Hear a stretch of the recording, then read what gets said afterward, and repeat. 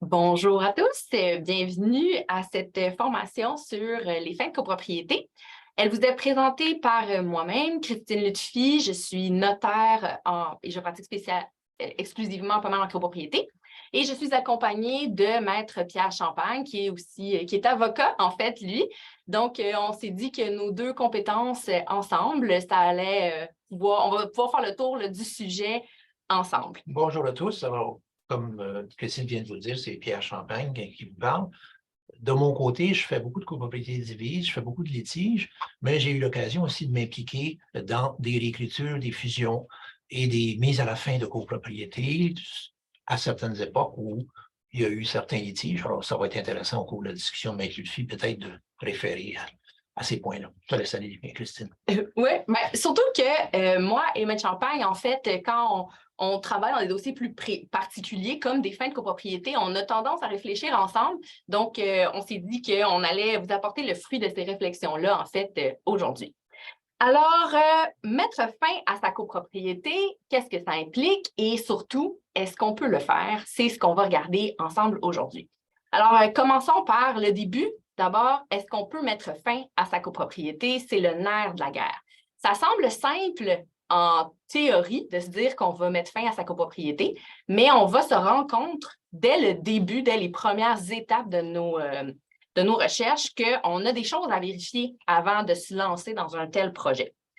Alors, prenons par exemple une copropriété qui est composée de maisons de ville. Hein? C'est souvent ceux qui vont nous approcher pour mettre fin à la copropriété, puisque qui dit maison de ville pense souvent à quelque chose qui va ressembler à un jumelé où tout le monde achète sa maison en se disant, ben oui, je suis en copropriété, mais en fait, j'ai acheté une maison de ville pour avoir me sentir un peu en maison unifamiliale, puis avoir moins de On voit tracas. ça souvent, mais tu finisses pas des duplex, des triplex qui sont en copropriété, puis les gens viennent nous voir. Moi, ça m'est arrivé à l'occasion en me demandant, mais qu'est-ce qu'on fait en copropriété?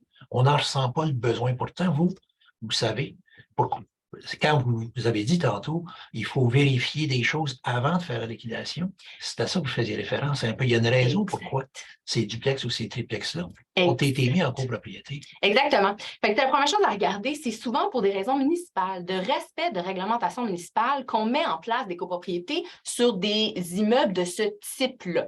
Donc, règlements municipaux, de quel type? En fait, c'est souvent une question de densité du territoire. Hein? Dans une municipalité donnée, on va avoir de la réglementation interne où on va dire, bien, sur une telle superficie, j'ai le droit d'avoir l'occupation pour un bâtiment. Et de mettre en place une copropriété nous permet de faire un peu échec à ces règles-là, puis ça nous permet de passer des projets immobiliers, puis de pouvoir mettre plus de monde, en fait, et plus de bâtiments d'habitation sur une plus petite superficie. Fait que cette raison-là où on met en place une copropriété, elle est particulièrement importante parce que dans un contexte comme celui-là, si on veut mettre fin à la copropriété, bien, dès que le processus de fin de copropriété est complété, on se ramasse dans une situation où on est en non-respect de la réglementation municipale. Comme par exemple, j'avais un cas dernièrement où il y avait un duplex, mais il y avait aussi une troisième unité de copropriété à l'arrière qui était donc enclavée. Mais parce que le bâtiment était considéré comme un seul bâtiment, la copropriété était considérée comme un seul bâtiment, avec accès à la rue, évidemment, pour deux unités seulement. La troisième unité a pu être construite. Mais quand ils m'ont demandé de mettre fin à la copropriété, je les ai informés, je leur ai dit, vérifiez le zonage, parce que la troisième unité, qui n'a pas d'accès à la rue, elle va devenir non conforme. Exactement. Et là, vérifier le zonage, on se lance dans quelque chose. Si vous avez déjà essayé de regarder des règlements municipaux, vous allez vous rendre compte que c'est un petit peu chinois. Alors, ce qu'on vous recommande, c'est première étape d'aller vérifier avec un urbaniste. Vous pouvez, il y en a là, qui travaillent en pratique privée, mais on peut aussi s'adresser à l'urbaniste de la ville et lui poser directement la question. Et là, il va pouvoir d'abord nous confirmer s'il y a une réelle possibilité de mettre fin à la copropriété, voir si on respecte des règlements. Il va aussi pouvoir nous dire s'il y a plus de règlements auxquels on n'a pas pensé. Ça m'est arrivé, moi, dans un cas où on nous a dit, il n'y a vraiment pas de problème, le projet tel qu'il est nous permettrait de mettre fin à la copropriété. Par contre, assurez-vous que toutes les maisons qui composent ont vraiment une façade sur une rue du domaine public et surtout que chaque morceau de terrain, à la fin, va avoir une superficie minimale de tant de mètres carrés. Alors, ça nous permet de pousser, en fait, nos réflexions. On ne va pas se limiter seulement à l'urbaniste, on va aussi regarder les éléments mécaniques des bâtiments. Il peut y arriver, surtout dans le cas des jumelés, où je n'ai qu'une seule entrée d'eau et une seule sortie ou alimentation d'aqueduc, pour toutes sortes de raisons. Et quand on met des bâtiments comme ça en place, avec une seule entrée d'eau principale pour desservir 2 ou 3 bâtiments, c'est souvent ça aussi une règle municipale qui fait qu'on ne peut pas avoir, chaque bâtiment doit avoir ses propres entrées. Fait que pour des raisons comme ça, on va mettre en place une copropriété pour venir échapper à ces règles-là.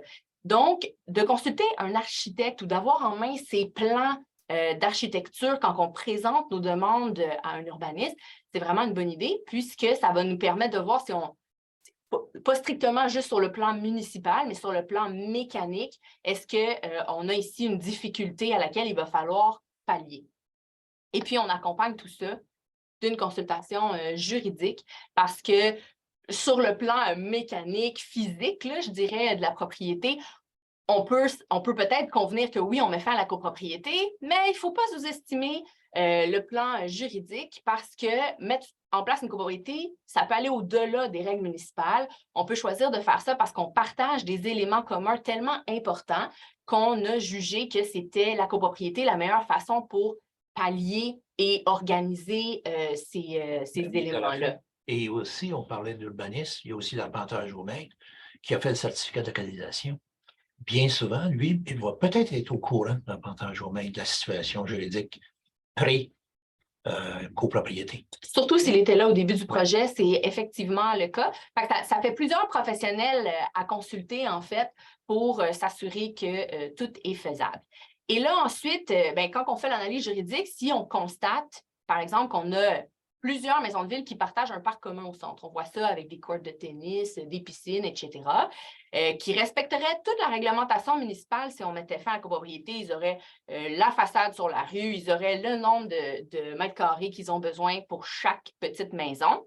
Bien, on va se poser la question, qu'est-ce qu'on fait des espaces qui sont de nature extrêmement commune ici, là, terrain, tennis et piscine? Bien, il va falloir y pallier d'une manière ou d'une autre. Fait qu'il va falloir proposer des solutions juridiques pour venir organiser tout ça. On peut penser à de l'indivision, on peut penser à des servitudes. Et dans le cadre de l'analyse juridique, bien, on va juger les avantages et les inconvénients et les coûts associés à cette demande-là pour vous outiller puis que vous puissiez prendre une décision éclairée avant de mettre fin à votre copropriété, savoir est-ce que ça vaut vraiment la peine pour arriver à des fins que la copropriété va servir, de défaire ça et de mettre d'autres systèmes juridiques en place. Ce qui m'emmène donc à dire que le simple fait de vouloir sauver des frais d'assurance, parce qu'on sait que c'est souvent ça qui emmène ce genre de consultation-là, ou de vouloir éliminer la présence du conseil d'administration parce que chez nous, on gère tout à la bonne franquette, c'est souvent pas, en fait, une bonne idée pour mettre fin à la copropriété. Des fois, c'est une fausse bonne idée. C'est ça. Bien souvent, c'est ce qui arrive, les gens ils renoncent quand ils constatent que la copropriété, elle a une utilité. C'est ça, c'est exactement ça. Alors, si on admet que sur le plan mécanique, municipal puis juridique, mettre fin à notre copropriété, c'est faisable, bien, qu'est-ce qu'on doit faire? Par quoi est-ce qu'on doit commencer? Bien, la première chose, il faut le décider. Alors, si je le décide, bien, je le décide à quelle majorité? Parce qu'avant de mettre fin à la copropriété, que j'agisse comme si j'étais en copropriété ou pas, je dois respecter les règles de la copropriété parce que sur le plan juridique, je suis une copropriété. Et la loi prévoit cette possibilité-là, elle n'est pas très bavarde, cela dit, mais elle prévoit la possibilité. J'ai l'article 1108 du Code qui dit à quelle majorité les copropriétaires peuvent décider de mettre fin à la copropriété. Qui dit majorité veut donc dire qu'on n'est pas nécessairement dans nos décisions unanimes ici. Alors, par contre, c'est une double majorité qui va être recherchée, donc ce n'est pas une décision qu'on prend à la légère. La double majorité qu'on recherche, en fait, c'est 75 des copropriétaires en nombre qui représentent 90 des voix de la copropriété. Pour la double majorité, avant la loi 16, on utilisait ça couramment là, avec l'article 1097. Ceux qui sont, ça fait longtemps là, qui vivent en copropriété connaissent bien le concept de double majorité. Pour les autres, en fait, si je vous donne un exemple, imaginons que j'ai une copropriété de 12 copropriétaires qui, entre eux, ont 1000 voix. Si je veux la double majorité, j'ai donc besoin que 9 copropriétaires qui, à eux seuls, représentent 900 voix sur 1000, soient favorables à une décision de mettre fin à la copropriété. Dans un contexte comme ça, on comprend que si vous êtes 2 ou 3, ça va revenir à l'unanimité. Mais si vous êtes dans une copropriété de plus grande envergure, ça peut être intéressant d'aller rechercher la... Dites-moi, M. Lutfi, vous parlez de 3/4 des copropriétaires représentant 90% des voix, mais le projet de loi 16 n'a pas changé ça, non? Mais en fait... Il a changé quelque chose, je pense, pour modifier l'acte constitutif. Oui. Mais pas cette partie-là. Mais pas cette partie-là. Okay. Donc, l'article 1108, lui, n'a pas changé. Cette double majorité-là demeure, comme la majorité pour le changement de destination, par exemple, demeure aussi. Alors, bon, si je veux y aller avec la majorité, je dois tenir une assemblée. On va se référer aux règles que vous avez normalement dans votre déclaration de copropriété, hein, dans le règlement de l'immeuble, pour les délais, pour les avis de convocation, mais je vais faire une petite attention. Quand je veux mettre fin à la copropriété, dans la section de la copropriété, le Code civil a 2 articles. C'est très peu pour quelque chose de gros comme une fin de copropriété, mais on nous renvoie dans la section des personnes morales pour venir compléter les dispositions en faisant les adaptations nécessaires. Et dans cette section-là, quand je veux mettre fin à une compagnie, par exemple, ça me dit que je dois convoquer l'Assemblée au moins 30 jours avant de décider de mettre fin à la copropriété. Fait que juste de faire attention à vos délais, hein, on ne met pas fin à une copropriété en 5 jours. Il faut être conscient de ça. Alors, je tiens donc une assemblée et je présente des résolutions. Ça, c'est la décision, en fait, là, de mettre fin à la copropriété. Et là, ben, je ne fais pas ça à la légère. Je vous suggère fortement de consulter un juriste parce que c'est à cette étape-là préliminaire, en fait, qu'on peut venir décider de certaines choses, de certaines avenues qui vont se passer au travers du processus de dissolution. Par exemple, puis c'est l'exemple probablement le plus criant, je peux décider à la fin de la copropriété, qu'est-ce qui va arriver avec tous les immeubles qui composent ma copropriété. Partie privative, on s'entend qu'on va tous s'attendre comme propriétaires à récupérer notre partie privative, n'est-ce pas? Et ensuite, il va rester les parties communes, puis là-dedans, j'ai des parties communes à usage restreint. Alors, on va se poser la question dès le départ, qu'est-ce qu'on va faire avec ces choses-là? Puis on va le consigner dans les résolutions qu'on va adopter en assemblée. Fait, comme ça, on sait exactement où est-ce qu'on s'en va là, avec notre projet de fin de copropriété. Ce que vous nous dites, c'est que dans la résolution qu'on va adopter, il faut prévoir l'ouverture, le déroulement et la fin de la liquidation. Il faut prévoir toutes les possibilités, n'est-ce pas? Il faut savoir où est-ce qu'on s'en va. Absolument. Où est-ce qu'on veut arriver à la fin de l'exercice quand le syndicat aura disparu. Absolument. Parce que le défaut de faire ça va faire peut-être que dans le cadre du processus, on va se poser des questions et que malheureusement, on va devoir soit retourner dans une assemblée, soit aller chercher des consentements précis de certains copropriétaires pour venir confirmer des choses, alors qu'on veut que le déroulement se passe bien parce que si on veut mettre fin à la copropriété, on sait un peu où est-ce qu'on s'en va, là, on comprend.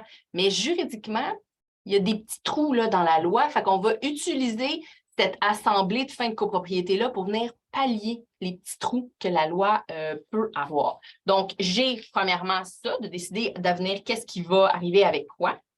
Et surtout, le partage ultime des parties communes, on va vouloir venir le traiter tout de suite. À défaut là, de précision ou quoi que ce soit, on pourrait se dire qu'au terme d'une fin de copropriété, quand on va se partager les parties communes, on va avoir droit à ce à quoi on peut prétendre, ce qui correspond en fait à la valeur relative qu'on a. Parce que c'est nos droits dans les parties communes. Hein? On se rappelle que comme copropriétaire, on est propriétaire de notre partie privative, mais on est indivisaire des parties communes. Et notre droit va jusqu'à la hauteur de notre valeur relative. Fait que si moi j'ai 3 ben, j'ai droit à 3 des parties communes. Et on va rajouter à ça les parties communes à usage restreint. Parce que si j'ai une maison de ville, j'ai probablement tout le terrain autour est probablement attribué à moi. Puis c'est moi qui l'entretiens, puis c'est moi qui s'en occupe. Fait que dans nos résolutions, on va pouvoir venir le confirmer, ça, que c'est ça l'intention. Si je comprends bien, mettons la partie privative, la résidence, l'unité résidentielle, va avoir tourné dans le patrimoine de celui qui l'occupe. C'est ça. Celui qui en est propriétaire va demeurer propriétaire. C'est ça. Mais les parties communes, ça, c'est autre chose, parce que les parties communes, en fait, il va falloir les partager. Exactement. Hein? C'est ça. Exactement. Sous réserve des parties communes d'usage restreint, où on pourrait venir déjà prévoir que si on a la jouissance de parties communes d'usage restreint, elle va nous rester, en fait, puis on va en devenir propriétaire au lieu d'être juste un utilisateur de l'aménagement des parties communes. On va en profiter aussi pour déjà par avance désigner la personne qui va être en charge de la liquidation de la personne morale qui est le syndicat. Parce que qui dit fin de copropriété ne fait pas juste dire fin de la modalité de la copropriété applicable à l'immeuble, mais vient aussi dire j'ai une personne morale qui existe, qui est le syndicat, qui a une mission là, de sauvegarde, d'administration de l'immeuble. Puis ce syndicat-là, ben, il va finir par mourir là, dans le cadre de la dissolution.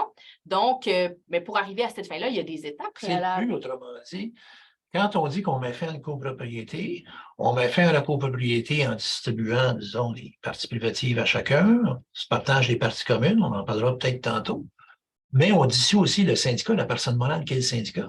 Elle a disparu. Absolument. Okay. Mais il y a des étapes à faire. Tu sais, une personne morale tient des livres, signe des contrats, a des dettes à payer. Tout ça, on a des choses à faire. Il faut nommer un liquidateur qui va avoir la responsabilité de venir dissoudre le syndicat puis de gérer tout le patrimoine des copropriétaires et du syndicat, qui sont deux patrimoines distincts. Alors, ça va être l'occasion de nommer quelqu'un. Et là, ça va se poser la question, mais qui qu'on nomme? Ça va être qui notre liquidateur? Est-ce qu'il faut avoir une formation? Est-ce qu'il faut être avocat? Est-ce qu'il faut... Ça existe-tu des liquidateurs de syndicats ou de personnes morales? En fait, tout volontaire toute personne physique pourrait se porter volontaire pour être liquidateur dans ce contexte-là. Ça pourrait être un ancien administrateur du syndicat, ça pourrait être un copropriétaire qui est intéressé, ça pourrait être une personne complètement neutre, hein. On peut mandater des professionnels pour faire des opérations de liquidation. L'idéal, c'est de trouver une personne qui connaît bien la copropriété, hein. On veut une personne qui a facilement accès au contrat et tout ça, qui sait comment ça marche pour faciliter le processus de liquidation, puis on veut une personne en qui on a confiance. L'avantage de faire affaire avec un professionnel, c'est l'assurance responsabilité. C'est un avantage non négociable, non négligeable, en fait, pas oui négociable, mais non négligeable, d'avoir un professionnel qui a une assurance, parce que s'il commet des erreurs, ben, il y a le fonds d'assurance qui peut venir. C'est ça. Puis il y a des connaissances aussi qui vont avec ça. Absolument, absolument. Donc, on va donc venir prévoir tout ça à l'étape de résolution de la copropriété. Puis, il y a une dernière affaire qui était un petit peu... je dirais, une lubie juridique, c'est quelque chose qui va vraiment, moi, comme notaire, m'inquiéter, mais qui, dans la pratique, là, vous n'allez pas en ressentir les effets, c'est d'établir que la fin de la copropriété va réellement survenir quand on a tout complété les étapes pour arriver à la fin de la copropriété. On ne veut pas que la copropriété, la modalité de la copropriété, que la déclaration de copropriété, que toutes les règles qui vous régissent cessent d'exister la journée où vous prenez la décision. Parce qu'on se retrouverait un petit peu dans un no man's land. Je suis propriétaire de quoi, moi, si je n'ai pas complété toutes mes étapes, si je ne suis pas arrivée à la fin? Alors, on va venir dans notre résolution préciser qu'on veut que les modalités de la copropriété divise survivent et demeurent jusqu'à temps qu'on ait fait la dernière étape, qui est la publication d'un avis de clôture, qu'on va discuter un petit peu plus tard. Donc, on prend notre décision de mettre fin à la copropriété, c'est bien beau tout ça, mais là, on a des réels enjeux. Là. On arrive là, sur le plancher des vaches pour faire quelque chose avec ça. On va s'intéresser aux personnes qui ont des droits au-delà des copropriétaires dans le cadre de la fin de la copropriété. Les banques. Les banques, oui. C'est exactement là que ça s'en vient, ça. Ouais. Alors, les banques, celles qui ont des créances hypothécaires, là, on ne parle pas de Visa et Mastercard ici, là, on parle de vos hypothèques. Les créanciers hypothécaires vous ont prêté de l'argent pour acquérir une fraction de copropriété et c'est parce qu'ils savent exactement que si jamais vous faites défaut et ils peuvent reprendre l'immeuble, ils savent exactement dans ce en quoi ils se sont engagés, c'est de reprendre une fraction de copropriété. Et là, vous décidez de mettre fin à la copropriété. Fait que eux autres, c'est sûr que ça les interpelle. Si vous avez juste regardé vos actes d'hypothèque puis vous lisez les petites clauses, là, vous allez voir que de faire ce genre de décision-là, normalement, ils veulent être consultés, ils veulent être informés de ce qui arrive. Puis on va même encore plus loin. Dans la loi, on veut les protéger, les créanciers hypothécaires, et avec raison. Alors, on dit que une fois qu'on a décidé de mettre fin à la copropriété, il faut faire un avis de fin de copropriété. Il faut informer le monde que c'est notre intention. Et cet avis de fin de copropriété-là doit être signé par les créanciers hypothécaires, ce qui veut nécessairement dire qu'ils doivent consentir à ce processus-là. Comment est-ce qu'on fait ça? Et là, c'est ça le challenge. En fait, la première chose que je suggère, c'est de commencer par une lettre d'intention à vos créanciers. Fait qu'avant même de tenir votre assemblée pour mettre fin à la copropriété, commencez à parler à vos créanciers. Soyez transparent avec eux. Là, vous allez contacter votre conseiller qui est attitré à votre dossier. Vous allez lui présenter une lettre d'intention qu'idéalement, vous allez faire rédiger par un juriste qui est impliqué dans votre dossier, puis qui va les aviser de ce qu'on est en train de faire, mais surtout, comment ils vont conserver leurs droits au travers de ce processus-là pour essayer de les rassurer. Hein? On ne va pas juste leur dire on met fin à la copropriété. Pour s'assurer que les hypothèques vont être maintenues ça. Sur les futurs lots qui vont éventuellement entrer dans le patrimoine de leur débiteur. C'est ça. La partie privative, mais aussi l'intérêt dans la partie commune. Absolument. Piscine et autres qui vont rentrer dans le patrimoine de chacun des débiteurs. Exactement. Puisqu'on se rappelle, hein, on est propriétaire d'une fraction, partie privative, des droits dans les parties communes. Ben, la garantie hypothécaire, elle est sur ça, là, elle est sur tout ça.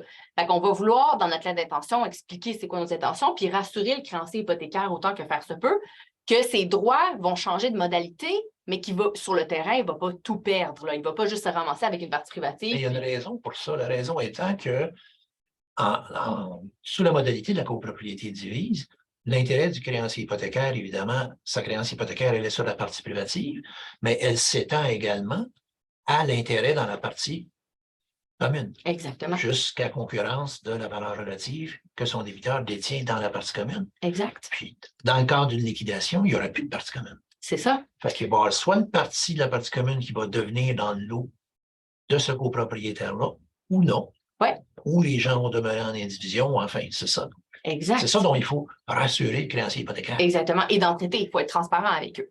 Donc, la lettre d'intention, ce n'est pas à cette étape-là où on veut leur consentement. La lettre d'intention, en fait, c'est une pratique qu'on a développée pour essayer de faciliter le processus de fin de copropriété parce qu'on s'est rendu compte au travers des années que ce qui échappe, là, ce qui rend la fin de copropriété extrêmement difficile à réaliser, c'est l'obtention des consentements écrits des créanciers hypothécaires. Les créanciers hypothécaires, vous savez, c'est des grosses machines. Vous parlez avec un conseiller qui s'y connaît en finance, mais ce n'est pas lui, à la fin de la journée, qui va décider si on met fin à la copropriété ou pas, ou qui décide si la garantie est bonne ou pas. Lui, il va référer ça à d'autres départements. Ils vont avoir des départements juridiques qui vont regarder ça. Puis là, tout le monde va se lancer la balle à savoir qui va décider si c'est bon ou pas bon. Et si on est chanceux, ça prend quelques semaines, mais la vérité, c'est que souvent, ça peut prendre jusqu'à 1 an, malgré de nombreuses relances et d'explications, puisqu'on leur apporte quelque chose de complètement farfelu là, qui sort un petit peu de l'ordinaire.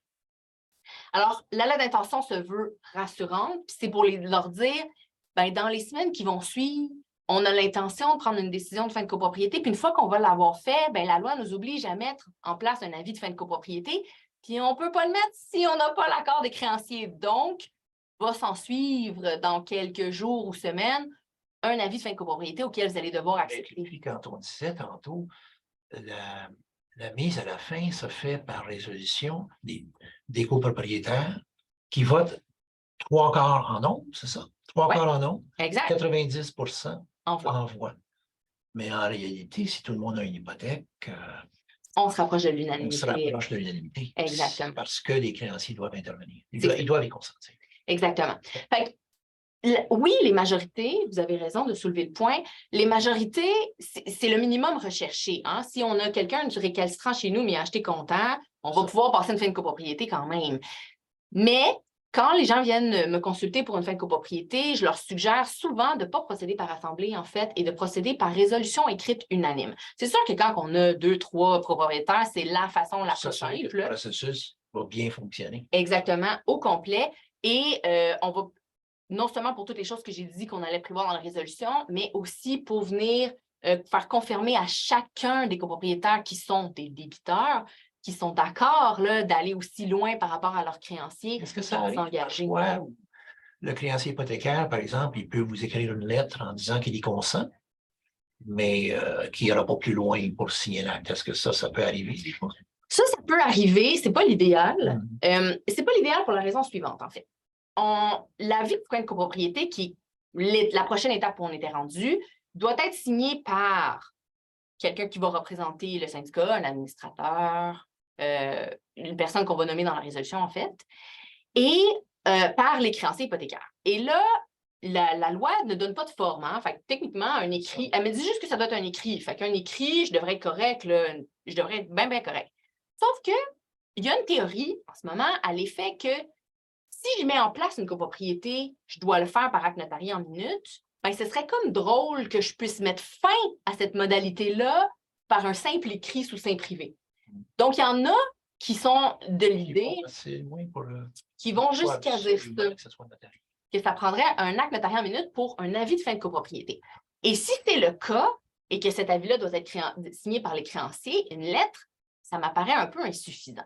Cela dit, on veut être capable de pratiquer, on veut être capable d'avancer dans ce type de dossier. Fait que si j'ai un créancier qui m'a répondu déjà, je vais être contente. S'il m'a répondu et que c'est clairement un consentement là, dans sa lettre, il n'y a rien qui m'empêcherait comme notaire, moi, de prendre cette lettre-là puis de l'annexer à mon acte notarié fin de copropriété en faisant mention, en fait, dans mon texte. Fait que là, je trouve que je satisferais là, toutes les conditions. Hein? C'est ça, exactement, ce qui est un avantage. Mais ça m'emmène à me poser la question, qu'est-ce que j'arrive, moi? T'sais, vous en pensez quoi, vous, Maître Champagne, si j'ai un créancier qui me répond jamais?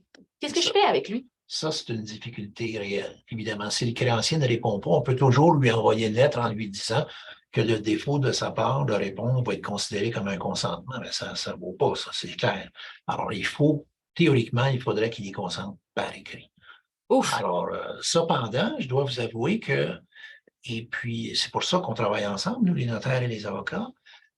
La plupart du temps, c'est souvent une mécompréhension de la part du gérant de la succursale ou de la part de la personne à qui il a envoyé ça au gérant de district ou à la région, qui ne comprennent pas ce qui se passe, en autant qu'ils sont rassurés. Puis qu'on leur envoie, par exemple, des fois une lettre d'opinion, comme quoi la réaffectation hypothécaire va avoir lieu, leurs droits sont entièrement garantis, pérennes, c'est-à-dire qu'ils vont continuer de façon irrévocable à s'appliquer.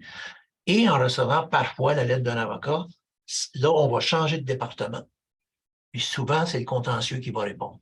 Et dans tous les cas que moi j'ai eu, en tout cas, ils ont consenti parce qu'ils ont compris que leur droit n'était pas affecté.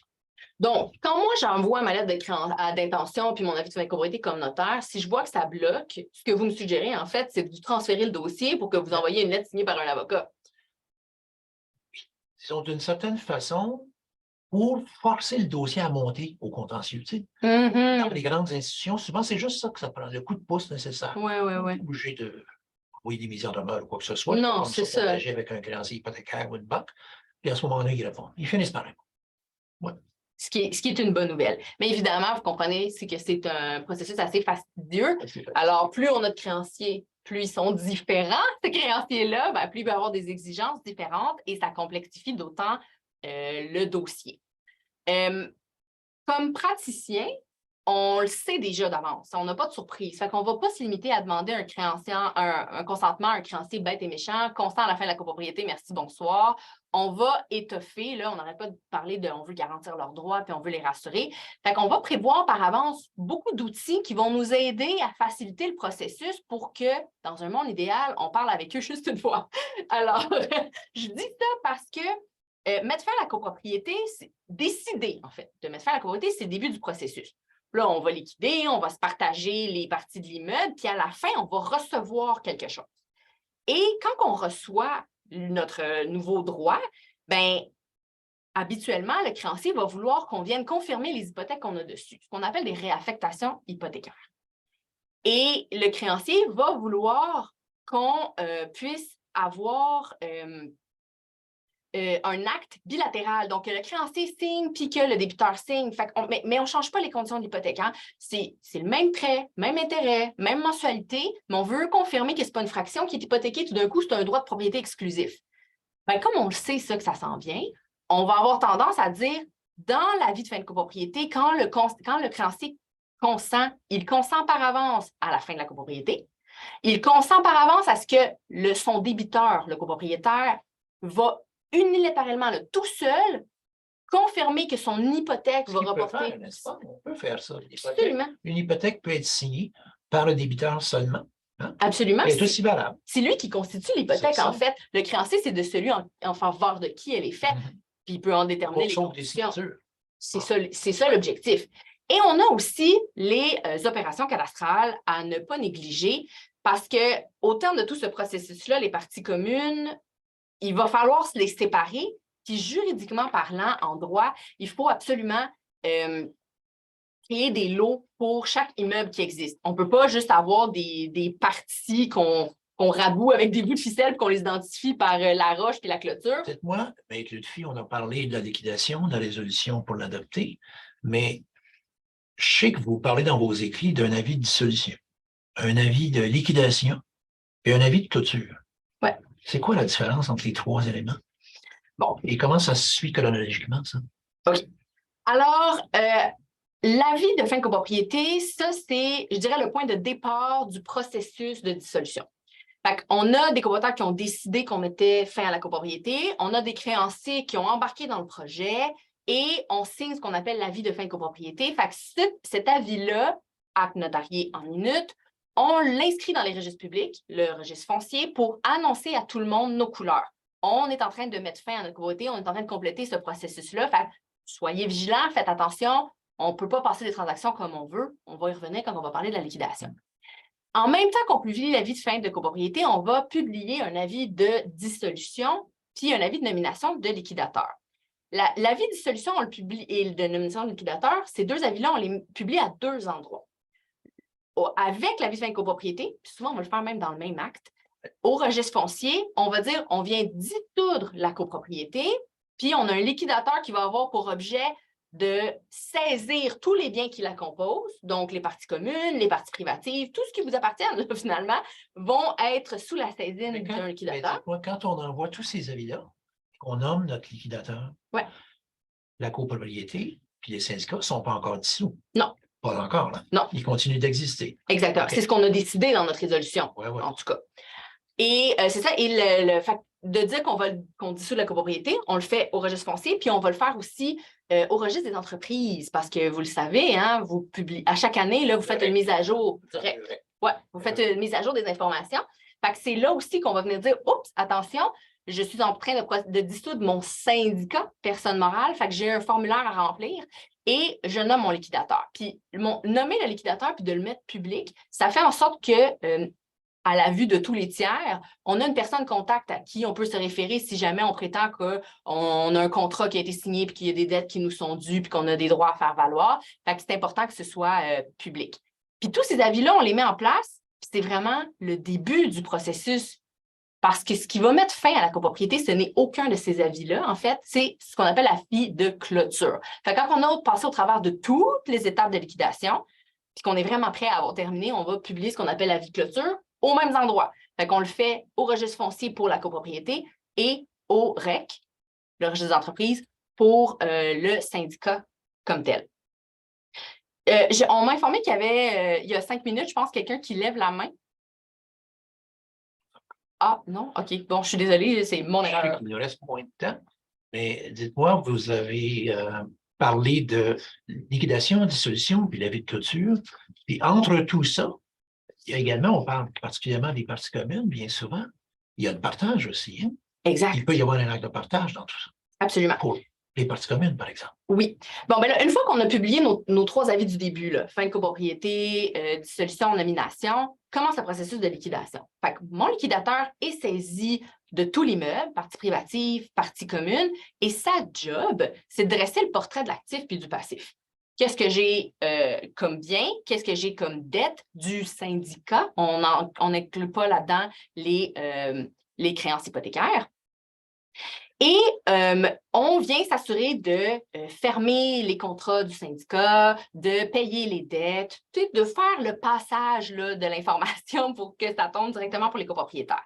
Pendant toute cette période-là, le liquidateur, c'est comme le maître d'œuvre. On ne peut rien faire sans son accord. Mais ça n'empêcherait pas le conseil d'administration, par exemple, de continuer ses affaires tranquillement, de se réunir, de décider des choses, toujours de garder l'aval du liquidateur.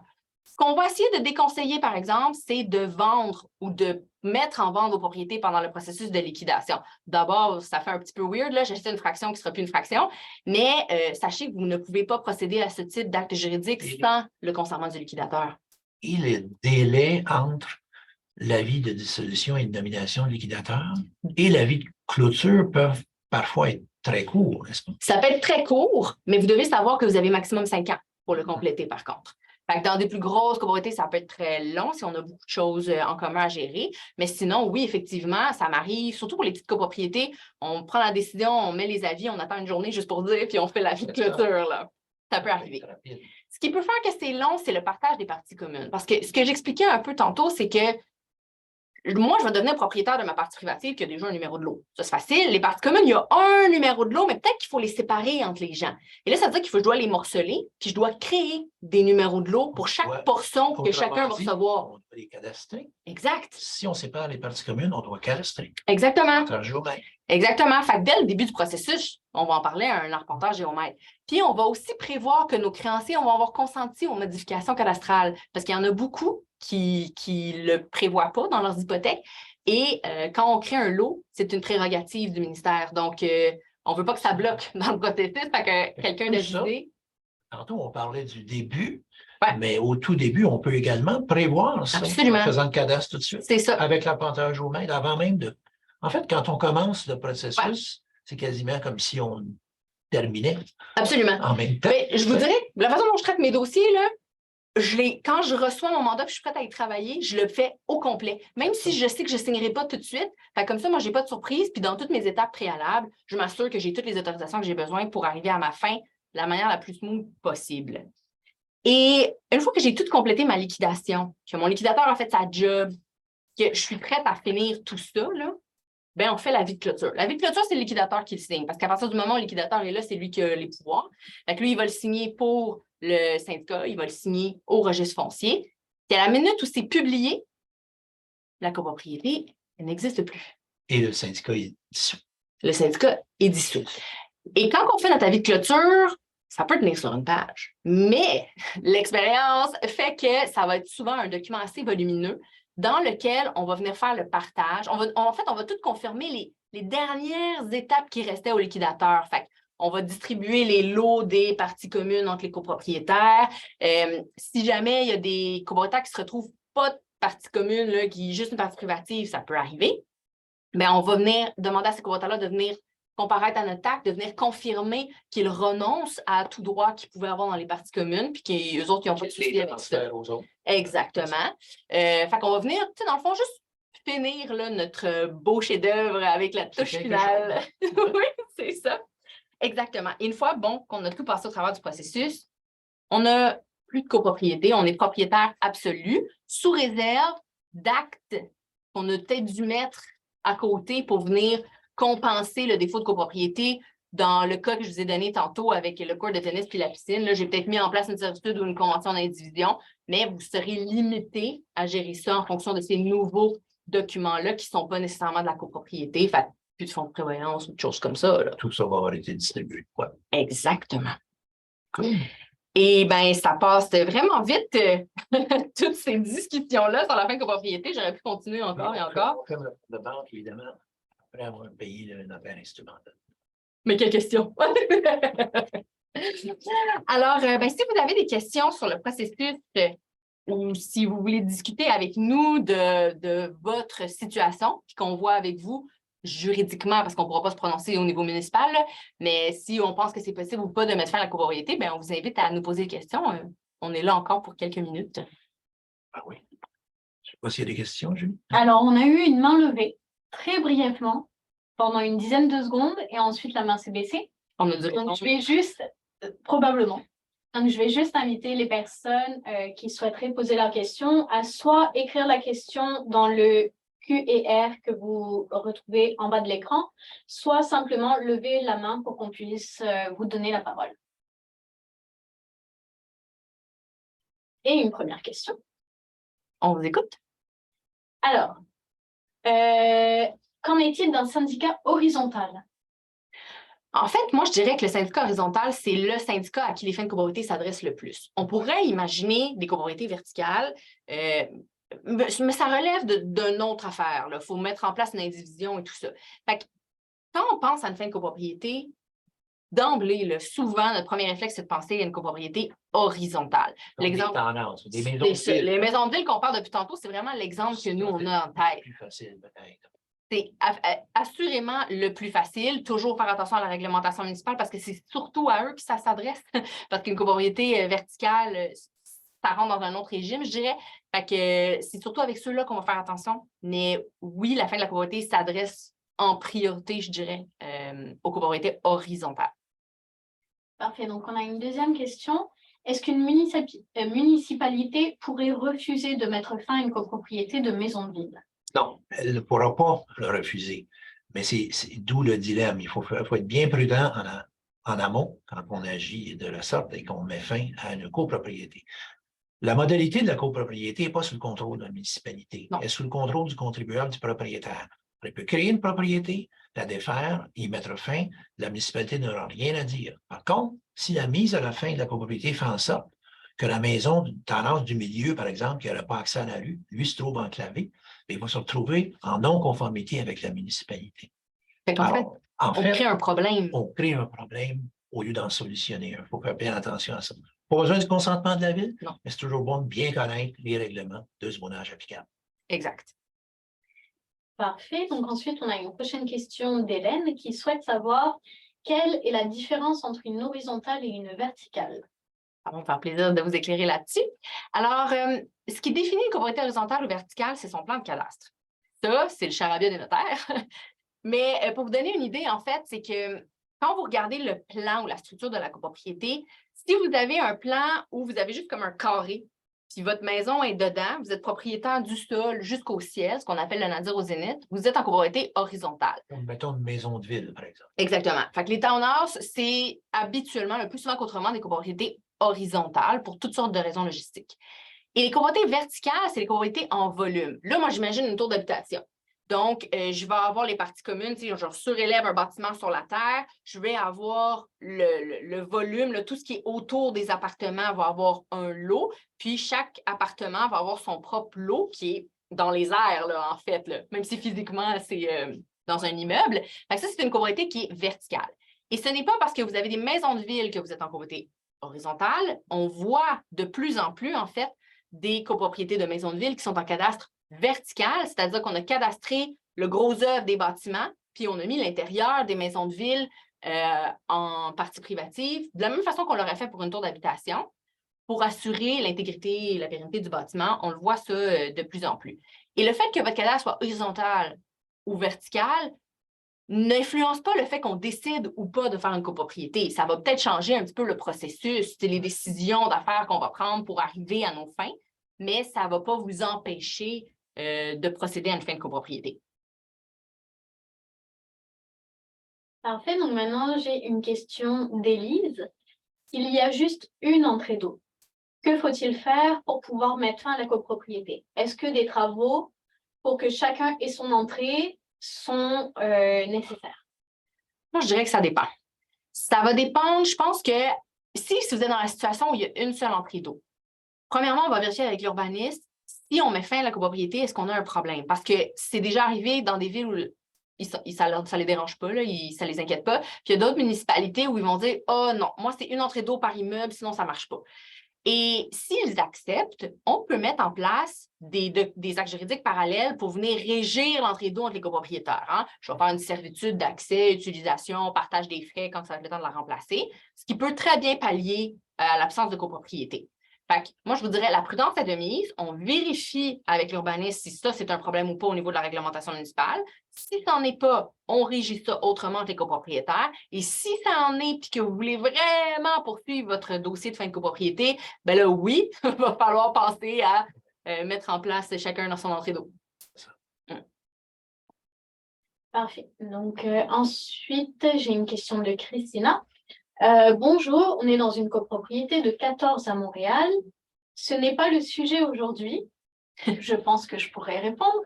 Ce n'est pas le sujet aujourd'hui, mais si on a le temps, pourriez-vous parcourir en gros les nouvelles lois, donc la loi 16, qui vont nous affecter? Oh boy! Ça m'inquiète surtout par rapport aux fonds de prévoyance et frais à prévoir. Si ce n'est pas possible de répondre aujourd'hui, pouvez-vous me diriger vers des ressources? Donc, je pense que je peux vous référer, dans le fond, à notre site web, dans la page Nos ressources. On a déjà des vidéos, on a déjà des speed condos qui ont été faits justement sur le fonds de prévoyance, les nouvelles lois, la loi 16, etc. Donc, vous pouvez juste aller voir la vidéo qu'on a filmée, très informative. On a aussi des articles sur le sujet que vous pouvez retrouver dans nos nouvelles de blog. Donc, si vous voulez, je peux vous envoyer ça. Nous envoyons demain un courriel de suivi. Donc, vous allez avoir l'enregistrement de la formation d'aujourd'hui, les informations pertinentes qui auront été abordées. Mais je pourrais aussi vous faire un lien assez rapide vers le speed condo qui a été filmé sur la loi 16 auparavant. Est-ce qu'il y a d'autres questions? Oui. Bien sûr. Alors, prochaine question. Selon vos expériences, quelle est la fourchette de coûts pour tout ce processus de mettre fin à la copropriété en tenant compte des différents professionnels qu'on aura besoin de voir pour faire le tout? Alors, on ne va pas se mentir, ça peut être relativement dispendieux, ça dépend. Quand on s'adresse à la municipalité, à moins qu'elle nous demande des accès d'informations, des permis, etc., ils nous répondent gratuitement, mais ça dépend. Là, ça, on peut pas se fier là-dessus. Moi, je vous dirais que pour une fin de copropriété des plus simples, avec 2 ou 3 unités, des créanciers qui collaborent relativement bien, on peut s'en sortir au niveau du frais juridique peut-être entre 3 et 5 000. Ça, on n'a pas rien mis d'acte pour pallier à l'absence de copropriété. Là. On est dans le simple, je dirais. Pas cadastré. On n'a pas cadastré. Il y avait déjà un lot pour les parties communes. Chacune avait son terrain devant eux, puis il y avait chacun un lot. Là, on avait une fausse copropriété, en fait, là, qui était en place. Fait que ça, c'est très comme le meilleur scénario. Mais bien honnêtement, ça coûte plus souvent entre 10 et 20 000, là, dépendamment de l'envergure de la chose. Si on inclut tous les professionnels, là, donc les frais d'arpentage, c'est assez dispendieux. C'est souvent un bon 5 000. Les délais, tout ça. Oui, c'est ça exactement. Puis les communications, on les sous-estime énormément, mais les communications avec les créanciers ou avec les copropriétaires, parce que c'est facile, on prend le mandat avec le syndicat, on parle avec le conseil, puis là, ben, il y a un copropriétaire qui a une question, un autre, les créanciers. C'est beaucoup de communication, c'est beaucoup de temps. Fait que la facture grimpe peut-être assez vite pour ça. Fait que c'est juste d'en être conscient, là, puis de faire ces calculs. Hein. Est-ce que vous pensez que si vous rencontrez tous les critères puis vous pouvez mettre fin à la copropriété, est-ce que vous pensez que vous sauvez des sous en mettant fin à la copropriété parce que c'est une dépense unique versus payer l'assurance à chaque année, combler les fonds de prévoyance, d'auto-assurance, etc. Fait que ça, c'est votre calcul de risque, en fait. Alors, la prochaine question est exactement la même, en fait, avec simplement comme information supplémentaire qu'ils sont 4 unités. Donc, est-ce que le coût de la facture sera différent selon le nombre d'unités qu'il y a dans la copropriété? C'est pas tant le nombre d'unités qui va influencer que le type de travail qui est requis. C'est des difficultés réelles. C'est ça. Sous-entendu. Oui, c'est ça, exact. C'est sûr, mettons qu'il y en a 45 unités, là, vous avez des factures qui peuvent aller à 30 à 50 000 parce que là, on a peut-être 30 créanciers. Quand vous avez des parties communes à vous séparer, ça prend des actes de partage précis. Par exemple, on peut penser à une copropriété où il y aurait une piscine. Il y en a qui en veulent la piscine, d'autres qui n'en veulent pas, puis c'est pour ça qu'ils veulent tous se séparer. Là, c'est un peu plus compliqué. Ouais, dans les cas les plus simples, vous êtes 4 unités. Jusqu'à 8, 10, 12 unités, je vous dirais que les coûts devraient être à peu près les mêmes, répartis entre le copropriétaire, évidemment. Exactement. Donc, oui, vas-y. Ben, juste pour vous guider, en fait, la façon dont moi j'aime procéder, c'est que je vous propose toujours une consultation juridique pour commencer. J'analyse votre dossier, on se rencontre, puis je vous explique ce qu'il y en est, puis c'est là où j'établis un budget réaliste parce que je sais exactement dans quoi je m'embarque versus de juste vous lancer un prix, puis qu'après ça, complètement faire des dépassements de coûts parce qu'on n'avait pas prévu qu'il y avait une entrée d'eau pour 4. Là. Alors, prochaine question, est-ce que les démarches sont les mêmes pour une division de copropriété? Pour une division. Bon. J'imagine que ce qu'on a en tête, c'est que, mettons, j'ai une copropriété de, je ne sais pas moi, 16, répartis en 2 bâtiments, puis là, on gère tout ensemble, mais finalement, on ne s'aime pas tant, fait qu'on aimerait mieux avoir 2 de 8, puis se gérer complètement seul. Mettons que c'est ce que je comprends de la question. Ben, c'est un peu différent. Oui, ce Ah, n'est pas le même processus du tout, mais je vous non. dirais, par exemple, vous êtes 16 puis vous voulez être 2 de 8. Ouais. Tout va être fonction, je pense, de la quantité d'éléments que vous avez en commun. C'est ça. Parce que si on n'est pas obligé de toucher au cadastre, puis d'engager un arpentage au mètre, mais on sauve au moins 400 000 là, c'est sûr. S'il faut recadastrer, parce que, par exemple, s'il y a des parties communes qui vont être d'un côté, puis certaines de l'autre, ben là, il y a le 400 000 qu'il va falloir prévoir pour l'arpentage au mètre, plus nos frais. Ouais. Alors, c'est sûr que ça va être probablement un petit peu plus élevé que juste une mise à la fin d'une copropriété de duplex ou triplex ou quadruplex. C'est sûr, parce que dans une division, comme on vient de vous la présenter, en fait, souvent, ce qu'on va faire, c'est qu'on va affranchir la copropriété existante de 8. C'est ça. Puis on va créer une nouvelle copropriété de 8. Fait qu'on a des opérations juridiques plus importantes à faire. Fait que les coûts en découlent aussi, évidemment. Là. Et à ce moment-là, c'est certain que pour la deuxième copropriété, en tout cas, à tout le moins, ça va prendre l'unanimité, ça. Ah oui, si on s'en sort pas, parce que pour mettre en place, il n'y a pas de majorité, là, ça n'existe pas. Si on veut créer une nouvelle copropriété, c'est ça qu'il faut faire. Si vous voulez vous diviser, quand vous dites diviser, ça veut dire qu'il y en a peut-être un des deux qui va rester dans la copropriété existante, mais il va falloir en créer une autre. Peut-être. Pour un des deux groupes. Ou on met fin, ben en fait, on ne met pas fin, on affranchit tout simplement, puis on ne reste pas en copropriété pour les autres. Mais ça demande beaucoup d'analyse, là. Ça, c'est vraiment différent. Ouais. Alors, on n'est pas du tout dans la même affaire. Là, ouais. Donc, on a ensuite une question de Yvan. Peut-on, sans dissoudre la copropriété, modifier la déclaration de copropriété pour redonner à chaque propriétaire la responsabilité de certaines parties de l'immeuble? Exemple, comme les fenêtres, les galeries, les balcons, etc. Absolument. Moi, je vous dirais que souvent, au terme de mon analyse préliminaire, quand les gens voient l'envergure de la chose, aussi, on se rend compte qu'on ne peut pas mettre fin à la copropriété. Je m'interroge beaucoup sur vos motivations. Puis si les motivations, c'est le partage des coûts, c'est facile de régler ça au terme d'une modification à la déclaration de copropriété. Le réel enjeu, c'est l'assurance. Ça, c'est moins évident. Là. Mais pour le partage des charges, pour les parties communes des âges restreints, ce qui est dans les privatifs, tout ça, ça peut s'arranger au moyen de modification à la déclaration de copropriété, certainement. Oui, absolument.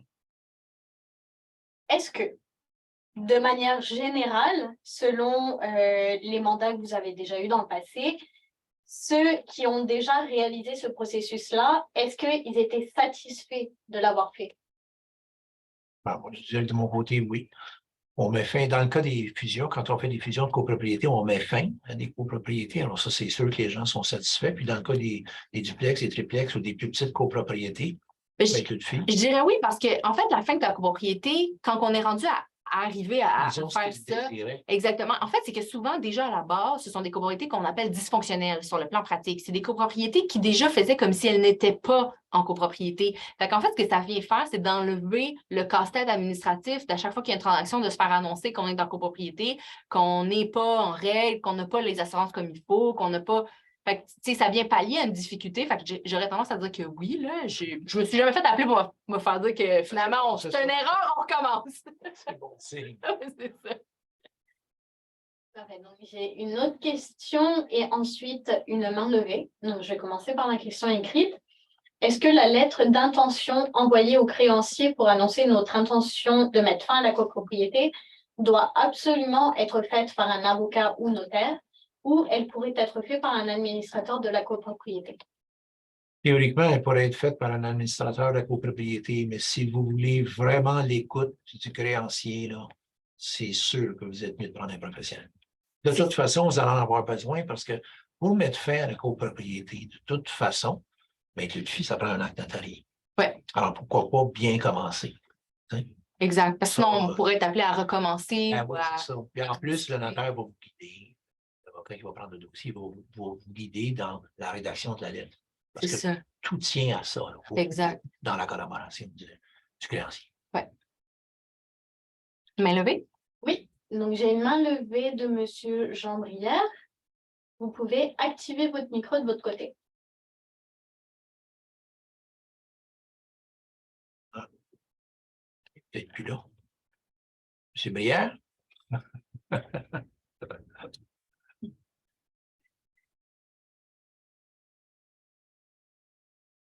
Non. Vous m'entendez? Oui, absolument, oui. Bon, tantôt, vous avez dit il y a un instant que le principal enjeu dans la fin de la copropriété, ce qui motive les gens, c'est les assurances. J'aimerais que vous élaboriez sur cette question. Quel est le problème dans une copropriété qui est relié aux assurances? Bien, d'abord, il y a une police d'assurance qui va s'appliquer à tout le monde et ça va inclure les parties privatives de chacun des copropriétaires. Parfois, c'est un ennui pour certains d'entre eux, parce qu'en plus de cette assurance-là, évidemment, chaque copropriétaire doit avoir au moins une assurance responsabilité. Avec la nouvelle loi, évidemment, et ça depuis, je pense, le 10 janvier 2020, on a un fonds d'auto-assurance qui doit être créé. Et ce fonds d'auto-assurance-là, il fonctionne par copropriété. Alors, bien souvent, il y a des gens qui ne veulent pas mettre de côté, ça peut être 5 000, 10 000 dépendant de la plus haute franchise. Et puis, ils peuvent vouloir, désirer mettre fin à la copropriété à cause de ça. Ça peut arriver parfois, par exemple, on fait beaucoup de fusions à cause de ça, parce qu'il y a plusieurs copropriétés. Mettons, il y en a 3, 4, 5, des concomitantes. Vous êtes obligé d'avoir 6 fonds d'auto-assurance. Un pour l'initial, puis 5 fonds pour chacune des concomitantes. Alors, pour éviter tout ça, on fusionne. Puis, et parfois, on met fin aux copropriétés. Comme ça, vous n'avez pas besoin d'avoir de fonds d'assurance. oui, Donc, puis vous voulez dire que les gens, les copropriétaires, à ce moment-là, estiment que l'assurance, en général, leur coûte trop cher, c'est ça? ben, oui, puis aussi la façon dont on assure, les copropriétés de maisons de ville horizontales ont souvent cette fausse impression qu'ils sont propriétaires d'une maison. Et ils vont prendre peut-être le mauvais produit d'assurance, ils vont peut-être prendre des assurances individuelles sur leur maison, alors que la loi est assez claire sur son principe. C'est le syndicat qui a l'intérêt d'assurance dans tout l'immeuble. Que ce soit une copropriété de maison de ville ou une copropriété de tour d'habitation, la loi ne fait pas de distinction. Ce qui peut causer un enjeu. Et donc, tu sais, quand on fait les choses de la bonne façon, en fait, l'assurance, ça doit être une assurance commune là, pour tout le monde. Puis on sait que dans les cas de maison de ville, ce n'est pas nécessairement ce qu'on voit sur le terrain. Et ça peut créer des difficultés. Puis de faire le transfert d'assurance, j'avais ma petite assurance maison à assurance syndicat, je peux me rendre compte que les coûts ne sont vraiment pas les mêmes. Merci. Plaisir.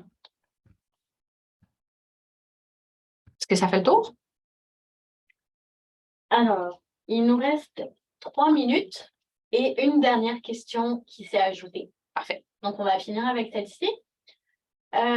Question à part, le seuil de porte à l'intérieur d'un condo, est-ce que cela fait partie des parties communes de la copropriété ou pas?